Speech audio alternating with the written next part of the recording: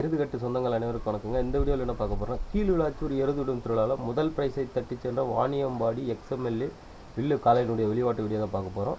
இது போன்ற வீடியோக்களை பார்க்க நம்ம சேனலை வந்து மறக்காமல் ஃபாலோ பண்ணிட்டு பாருங்கள்.